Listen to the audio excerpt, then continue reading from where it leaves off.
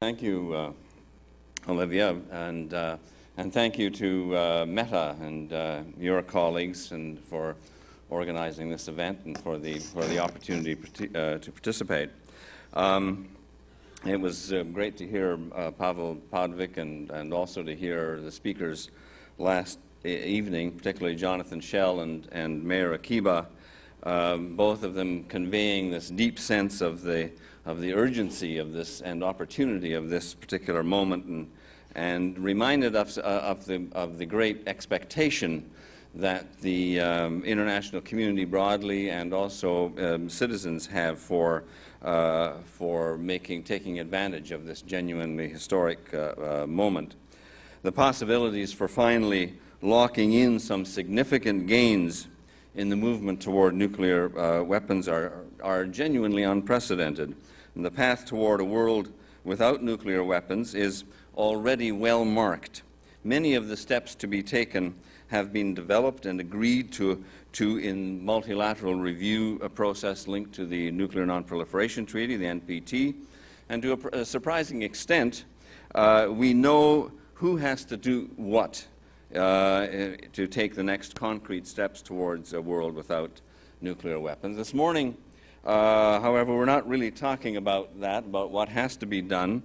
We've been asked to take another look at another part of our reality, and that is the very real obstacles and challenges to doing what still must be done on this road to zero.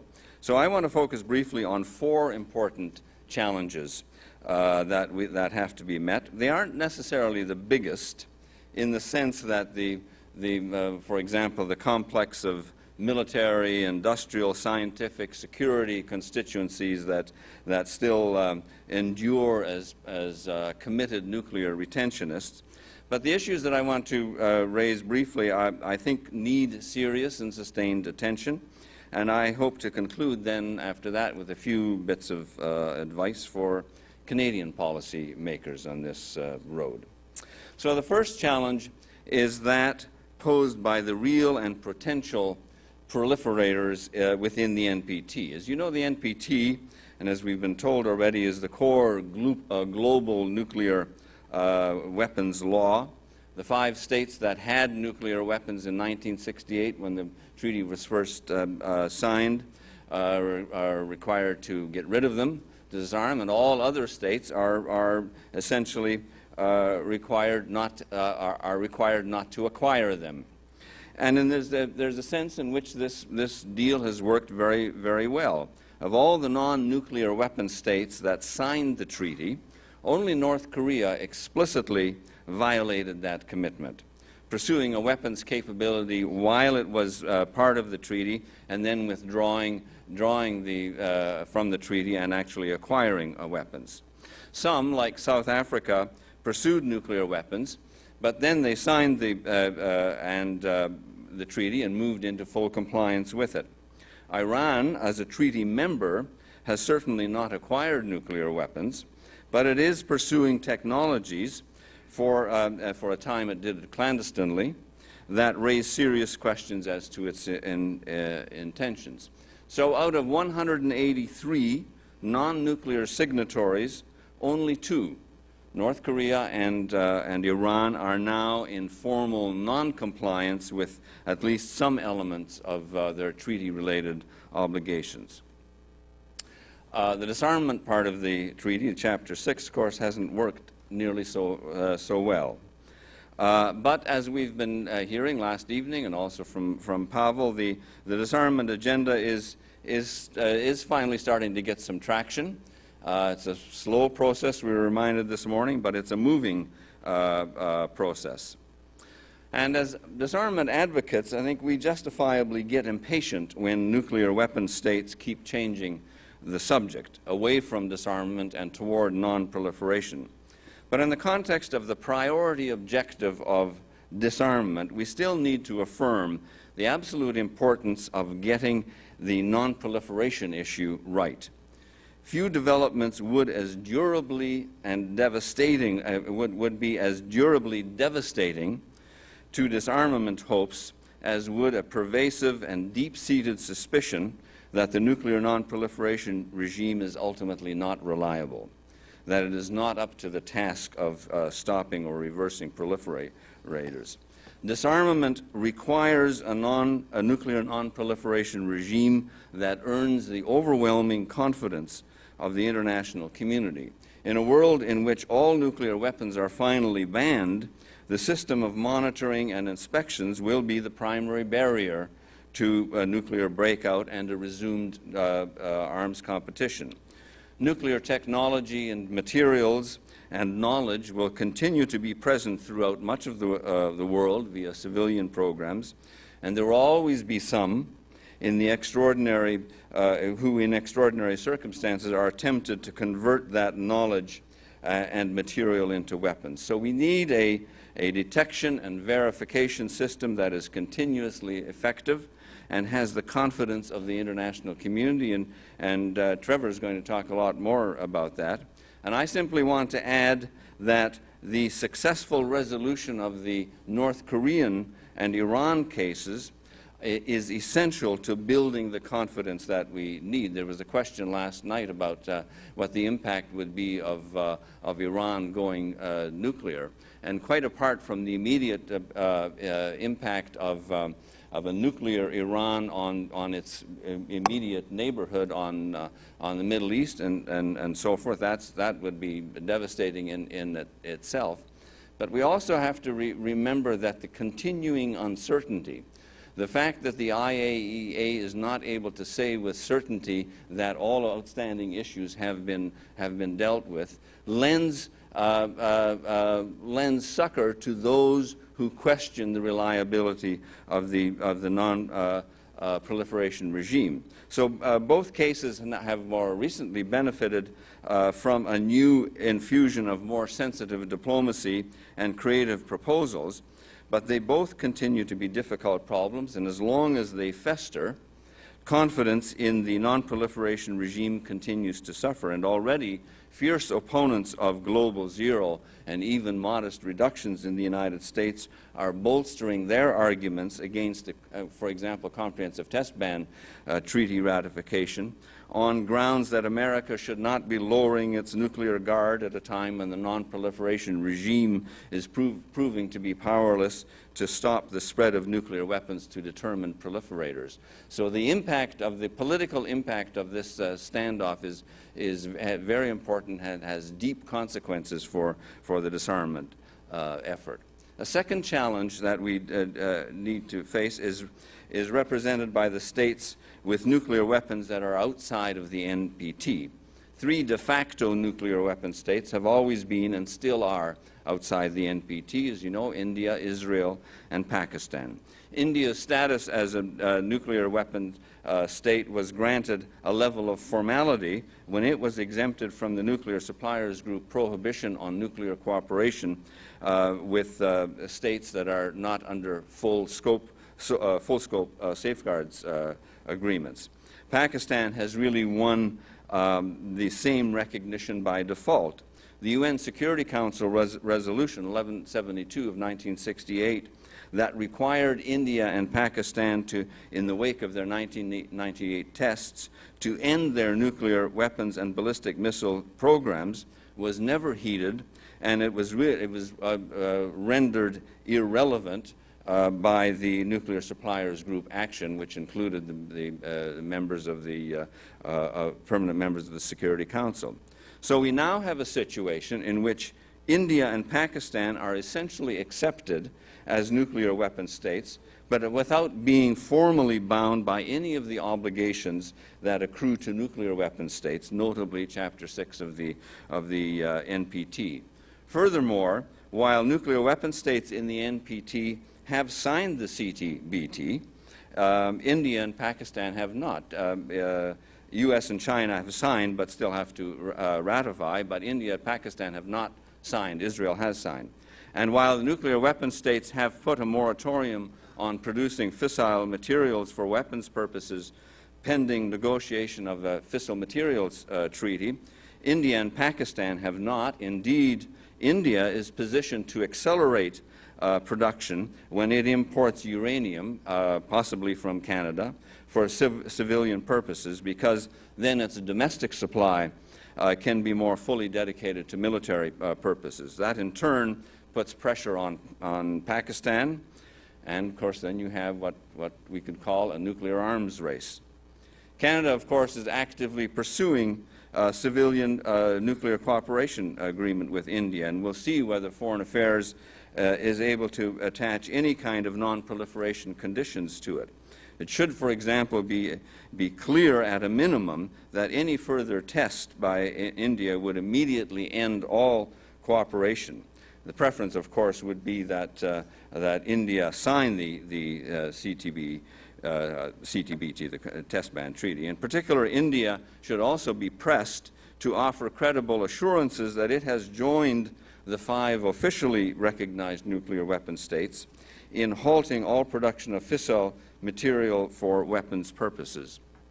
Israel obviously remains outside the constraints and obligations of the NPT as well, and it is clear that a remedy there will have to be pursued in the context of efforts towards establishing the Middle East as a nuclear weapon-free zone and a zone free of all weapons of mass destruction. That will be a difficult process, to put it mildly, but at least discussions have begun regarding the appointment of a special envoy to advance the issue of a nuclear weapon-free zone, or to hold a special conference to give, to give some energy to that agenda. A third major challenge to nuclear disarmament is the steep imbalance in global and conventional military forces.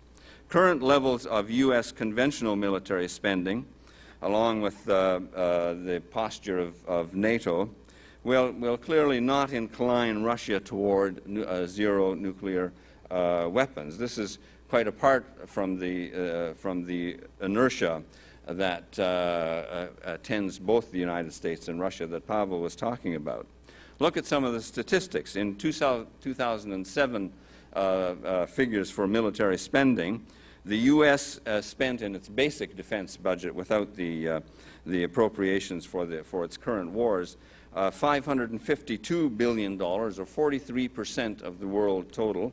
Russia was at $32 billion, or 2.5% of the world total. Russia, India, and China combined, the big powers of outside of the West, made up only 8% of world military spending, while NATO's share was 67% of world military spending. At an almost 20-to-1 disadvantage in conventional weapons, Russia will, justified or not, obviously continue to look to nuclear weapons as the way to level the strategic playing field. The point here is not that general and complete disarmament is a prerequisite to nuclear disarmament, not at all. But it does suggest that nuclear disarmament requires the pursuit of cooperative security rather than competitive security, and it requires a fundamental rebuilding, and Pavel was making this point again, fundamental rebuilding of the security relations between West and Russia and China. The overall security objective needs to be a shift from mutual deterrence to mutual and demonstrable reassurance. Fourth is refer briefly to the NATO nuclear doctrine, which persists as another impediment to disarmament. There isn't time to expand on this a whole lot, except to say that nowhere is the need for reassurance as an alternative to deterrence greater than in NATO. And of course, the current review of the NATO strategic concept, as we've already mentioned, is a place to begin. Both the rationale and the language for a new approach to nuclear weapons are available, as we know, in this growing anthology of nuclear abolition statements, in which NATO needs to say that nuclear weapons, far from being essential to preserve the peace, as the strategic concept now says, but needs to recognize, as others have said, that nuclear weapons are an unacceptable risk, and that nuclear disarmament, not nuclear retention, is essential to security. Well, let me conclude with a few suggestions about Canadian action priorities. And the first, and really the most urgent of these, is for Canada to rediscover its tradition of disarmament diplomacy. Canada has an important history of active support for nuclear disarmament. Later today, you're going to be hearing from two terrific former ambassadors for disarmament from Canada who are sitting in the front row here. And they and many other Canadian diplomats and officials have been deeply engaged in bringing constructive Canadian influence to bear on the NPT review process and other multilateral disarmament forums. Of course, there's always been a strong element of ambivalence in Canadian disarmament policy. Remember that when Canada joined the newly negotiated NPT back in 1968 as a non-nuclear weapon state, there were some 250 to 450 nuclear weapons deployed with Canadian forces in Canada and Europe. Put another way, in numbers of warheads, Canada's arsenal was a lot bigger then than is China's today. While all nuclear weapons had been withdrawn from Canadian territory or deployment with Canadian forces by the early 1980s, direct participation in nuclear weapons-related operations continue and remain today through membership in NATO and NORAD. But in recent years, certainly at the highest levels of government, Canadian ambivalence seems to have turned to indifference. The Harper government has not formally rejected the Canadian policy in support of the elimination of nuclear weapons, but it certainly hasn't championed it. The first priority now needs to be a clear decision on the part of the government to reassert Canadian disarmament diplomacy. It is urgent that the Prime Minister and Foreign Minister, as should every Canadian Prime Minister and Foreign Minister, find an early and prominent opportunities to publicly address nuclear disarmament and reaffirm Canada's commitment to a world without nuclear weapons. I think it's correct to say that the Prime Minister has not made a single speech on the topic. A second priority is to recognize that an important impediment to disarmament is a seriously flawed set of disarmament institutions. The Conference on Disarmament has been famously deadlocked for more than a decade, and recent reports of a breakthrough turned out to be premature. Multilateral disarmament will continue to founder in the absence of disarmament machinery that is effective and trusted. Canada has prominently advanced proposals for shoring up the disarmament institutional infrastructure. An innovative proposal a couple of years ago to take the stalled issues out of the CD and put them into working groups mandated by the General Assembly is an example of that. Canada's efforts to strengthen the NPT's institutional and accountability mechanisms is an important initiative that Canada has persisted in throughout the review process, and some of the most staunch opposition to the Canadian initiative comes from G8 members, which suggests that perhaps the G8, G20 meeting in Canada later this year is a time for Canada to press this agenda and to try to gather some credible supporting coalition of like-minded states within the G20 in order to press for support. A sub-element of the institution building is the need to enhance and regularize the civil society participation in the NPT process. Again, I won't go into that except to say that while Canada was a champion of this a few years back, the current government not only has dropped the issue as an advocacy measure, but has also ended the long-standing practice of including representatives of civil society on its delegations to the NPT Review Conference. Canada has also championed transparency and reporting in the nuclear disarmament non-proliferation regime. Now, promoting institutional fixing and transparency regulations doesn't have much of a sense of the heroic about it. It's not something that's going to inflame public passions in support of it. But this is an example of the mundane being extremely important, essential. These are fundamental questions about accountability and the ending of impunity for nuclear weapon states. In 2000, the NPT review process conference agreed on a provision for regular reports on progress made in Article 6.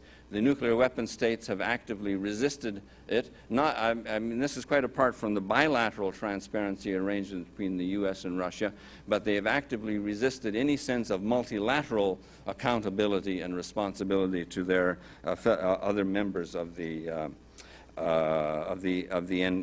NPT. Mentioned briefly the Nuclear Weapons Convention. I think it's time to recognize that the nuclear disarmament process, which would be a measured and difficult one, but ultimately it needs to be brought together in a comprehensive instrument that brings all of the provisions of nuclear disarmament together into a convention, and we should see Canada give support for that. Well, to close, Olivia, to say that the nuclear I think what we have to say and believe, and I think it's an element of realism, that the nuclear threat is really an eminently solvable problem. Compare the problem of nuclear weapons with the other perils that this troubled planet faces, from the economic crisis to climate change, energy deficits, burgeoning pollution, acute water shortages, unrelenting hunger, grossly inadequate health services, chronic armed conflict, a whole range of extraordinary challenges that we face, the solution to which involve a complex array of social and behavioral transformation in the world. Compared to that, the nuclear problem is a relatively simple one. It only needs really a few clear decisions by relatively few leaders. There's no economic downside, or social downside to nuclear disarmament. A very small number of leaders can decide to take weapons off high alert and immediately make the world a safer place. Similarly, it takes only a small number of leaders, most of whom have now declared rhetorically their commitment to a world without nuclear weapons, to make the decisions needed to progressively move weapons from deployment into and move them into the dismantling shops. Well, it's their decisions need to be bolstered by our help and encouragement, and that's what we're about today and this weekend and in weeks and months ahead. Thank you.